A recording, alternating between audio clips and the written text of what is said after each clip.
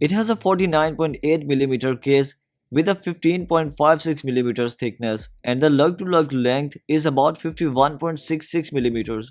So it's not the best option for a skinny person, as it has a quite huge look on the wrist, as you can notice on my wrist too. The bezel on the top is made of stainless steel, and the straps it is using are nylon straps, and the size of the straps is 24mm. They are removable and you can use any 24mm straps in the market, and with matte stainless steel strap it just looks too good. But for the comfort, I would go with the nylon straps. The North Edge Apache-D is made 10 ATM level waterproof, and the max diving depth is 50 meters, and it also supports swimming. And the buttons are also waterproof, so you can even use them underwater, which unlocks a whole new dimension beneath the waves. And you can notice the light button right here, so you can manually press it to make the display visible at night, but when in the diving mode, it will automatically turn on the display so that the display stays visible underwater. You might also be noticing the dive button here, so you can press and hold it to activate the diving mode.